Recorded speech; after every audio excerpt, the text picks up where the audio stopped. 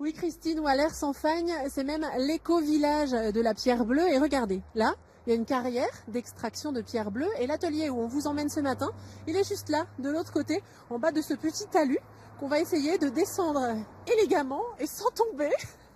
Et mon invité, il rigole. Vous rigolez, mais vous n'êtes pas monté jusqu'en haut. Merci. Bonjour. Bien le bonjour. Donc Guy, vous êtes tailleur de pierre. Vous êtes juste à côté de la carrière, là. Vous êtes super bien placé. On peut pas plus près en fait. Et c'est pour ça que c'est l'endroit qu'on a choisi, absolument stratégique. Alors, cela dit, dans cette carrière, vous n'avez pas forcément des gros blocs. C'est pas forcément toujours pratique.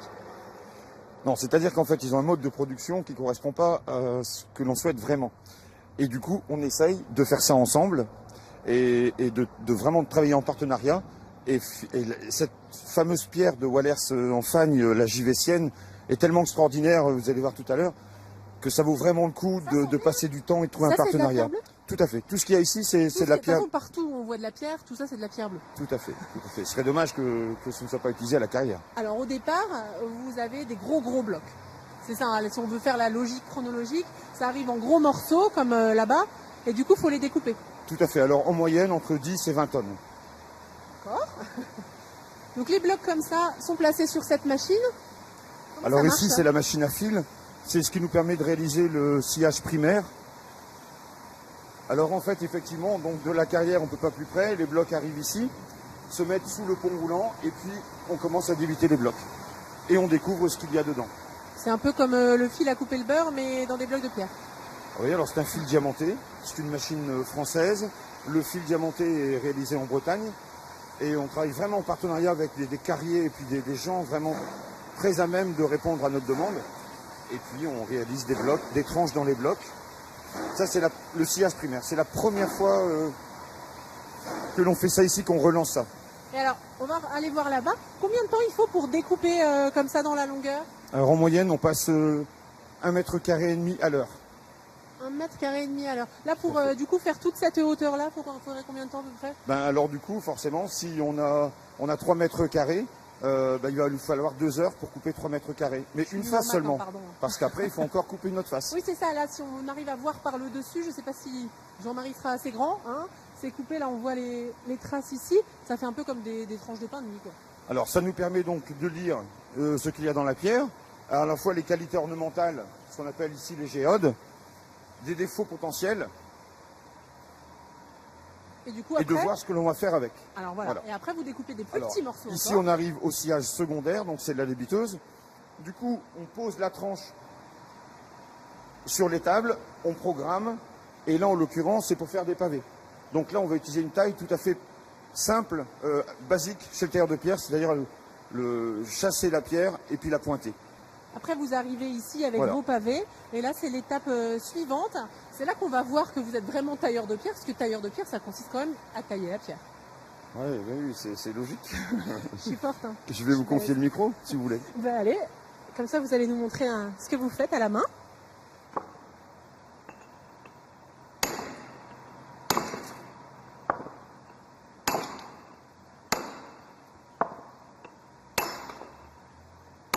Il y a une formation pour devenir tailleur de pierre? Alors il y a la formation des compagnons, c'est quelque chose de très traditionnel. L'avantage énorme, c'est qu'on travaille en fonction des villes dans lesquelles on va circuler, des pierres différentes, donc différentes techniques. Généralement, après, on revient sur sa région pour s'installer à son compte. Et si on a la chance d'être dans une région pierreuse, eh ben, nous c'est le cas, et du coup c'est du bonheur de tailler sa pierre. Alors là, ce qu'on n'a pas vu, c'est l'étape avant que vous taillez ça. Vous prenez quoi pour vous tracer au crayon, tout simplement? Alors en fait, on prend un pavé comme ça, et pour gagner du temps, on a une pige que Pierre a faite, et du coup, voilà. Parce que comme là, on doit absolument respecter l'épaisseur du moellon, on appelle ça un moellon, en fait, qui va être un pavé, posé au sol, alterné avec du béton, et du coup, on a donc deux largeurs différentes spécifiques, 15,5, 11,5, et on doit récupérer différentes... et en fait, on appareille tout sur la palette pour que ce ne soit pas embêtant pour la pose. Bon, c'est très technique tout ça. Hein. Merci beaucoup. Pierre, c'est votre collègue qui n'est pas là ce matin. Merci pour la démonstration. On va passer à une démonstration encore plus pointue puisque au-delà d'être tailleur sur pierre, Guy est aussi sculpteur et on voit ça tout à l'heure. À tout à l'heure. Alors l'atelier où on était tout à l'heure est un peu de ce côté, là on a rejoint ce côté-là. Pourquoi? Parce que Guy est en train de sculpter, comme je vous l'avais dit. Guy est en plein travail.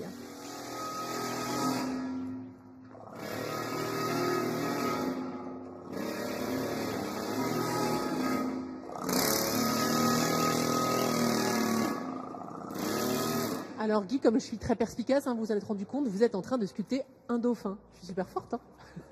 C'est bien, mais ça veut dire que le sujet correspond à ce que j'ai voulu faire, donc c'est bien. Combien de temps pour arriver à ce stade? Au départ, le bloc fait 4,6 tonnes et actuellement il fait 1,5 tonne à peine et ça représente 500 heures de travail. 500 heures, en Ouais. plus de tout le travail que vous faites de l'autre côté. Et... C'est pour ça qu'il a été fait que le soir et en dehors de la journée de travail. C'est pas possible de faire ça, puisque au départ, c'est pour montrer le savoir-faire. Et donc, comme ça correspond pas à une commande, on le fait avec le temps, quoi, en fait.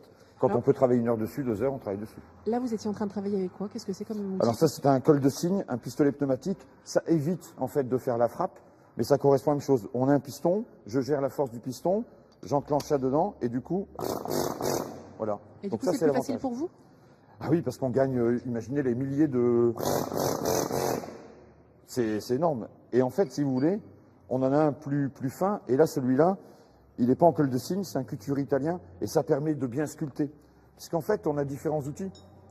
Alors, des outils pour dégrossir, des outils que j'achète, des outils que je fais moi-même à base de ciseaux pour avoir 3 dents ici, avoir une Ça, gravine. là, c'est vous qui Tout à l'avez fait. fait.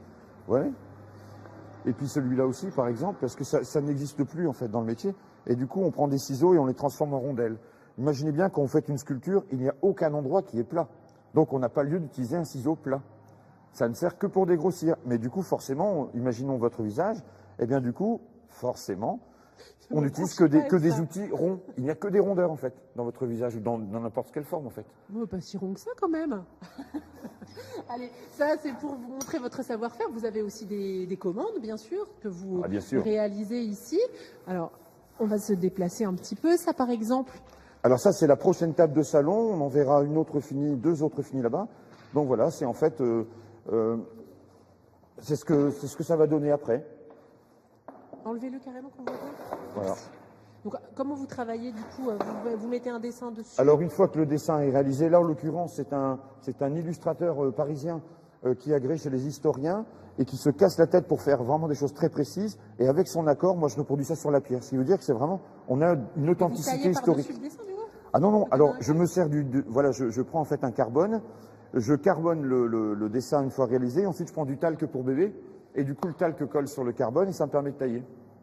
Là c'est une cheminée qui est finie, on Ça, est en c'est train, ah oui, il me reste à cheminée. graver dessus. Qu'est-ce qu'on fait du coup avec de la pierre bleue, des sculptures, des tables, des cheminées, beaucoup de mobilier? Au départ, tout ce qui touche au bâtiment et qui est fonctionnel, les emmarchements, les escaliers, les linteaux, les appuis de fenêtres, etc.